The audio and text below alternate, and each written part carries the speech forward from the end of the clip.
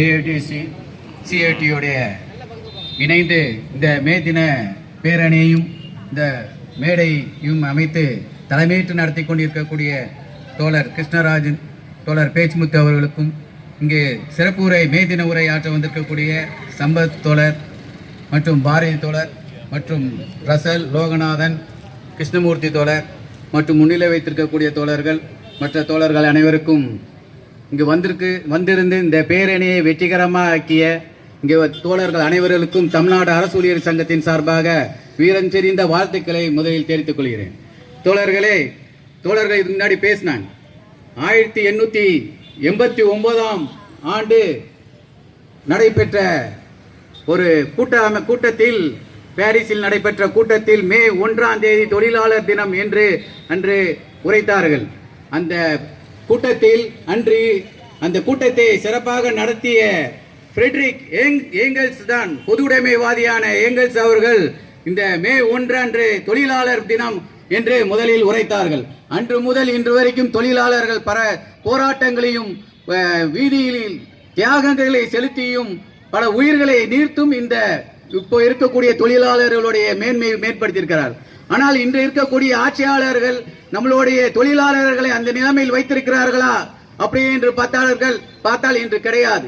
8 மணி நேரம் வேலை, 8 மணி நேரம் ஓய்வு, 8 மணி நேரம் உறக்கம் அப்படி என்று சொல்லியிருந்தார்கள். ஆனால் இன்னைக்கு எல்லா தனியார் துறையிலும் சரி, அரசு துறையிலும் சரி, இன்றும் 18 மணி நேரம் 14 மணி நேரம் அப்படி என்று வேலை செய்து கொண்டிருக்கிறார். இதுக்கு முன்னாடி பேசிய ஜிஎஸ்டி உடைய வருவாய் இந்த வருடம் பிப்ரவரியில ஏறி இருக்குன்னு சொன்னாங்க, மார்ச்ல.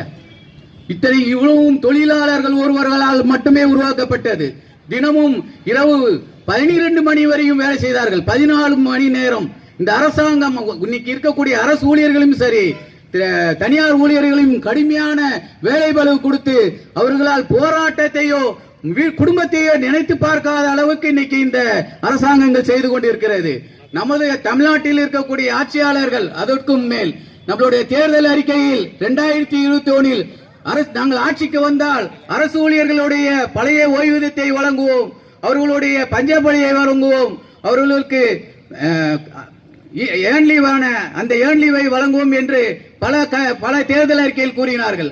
ஆனால் இன்று வரைக்கும் பழைய பென்ஷனையும் கிடைக்கவில்லை, இன்றைய வரைக்கும் அவர்களுக்கு சம்பளம் ஒப்படைப்பும் வழங்கவில்லை. ஆனால் இதுபோல் எல்லா துறையிலும் இருக்கக்கூடிய தோழர்கள் எல்லாம் கஷ்டப்பட்டு கொண்டிருக்கிறார்கள். கிட்டத்தட்ட இந்தியாவில் படித்த இளைஞர்களுக்கு வேலை வாய்ப்பு இல்லை. அரசு அலுவலகங்களில் 30 லட்சம் காலி பணியிடங்கள் இருக்கிறது இந்தியாவில் முழுவதும். தமிழ்நாட்டில் 6 லட்சம் காலி பணியிடங்கள் இருக்கிறது. படித்த இளைஞர்கள் 80 லட்சம் பேர் பதிவு செய்திருக்கிறார்கள் எம்ப்ளாய்மெண்ட் ஆபீஸ். ஒன்லி எம்ப்ளாய்மெண்ட் ஆபீஸில் பதிவு செய்யக்கூடிய ஒரு இடமாக இன்று மாறி இருக்கிறது. எதனால் என்றால் இந்த ஆட்சியாளர்களுடைய இது தனியார் மயமாக்கும் ஒரே இதுதான். இன்னைக்கு இருக்கக்கூடிய அனைத்து பொதுத்துறைகளையும் இன்று தனியார் துறைகளாக்கி அதில் அவுட் சோர்சிங் கான்ட்ராக்ட் அப்படிங்கிற பேஸ்ல இன்னைக்கு வேலை செய்து கொண்டிருக்கிறார்கள். இதில் கூலியை குறைத்து அவர்களுடைய வேலை நேரத்தை அதிகப்படுத்தி இப்படி சுரண்டல்கள் இருக்கிறது. சத்துணவு ஊழியர்கள் 38 ஆண்டுகளாக தன்னுடைய போராட்டத்தை நடத்தி கொண்டிருக்கிறார்கள். இன்னைக்கு வரைக்கும் அவர்கள் காலை முறை ஊதியம் வழங்காமல் இந்த அரசாங்கம் நாங்கள் வழங்குகிறேன் என்று சொல்லி அவர்களும் பல பேர் ரிட்டையர்ட் ஆயிட்டாங்க. இதுல இப்ப சிபிஎஸ்ல ஜாயின் பண்ணாங்க, அது பேரே சிபிஎஸ், கான்ட்ரிபியூஷன் பென்ஷன் ஸ்கீம்.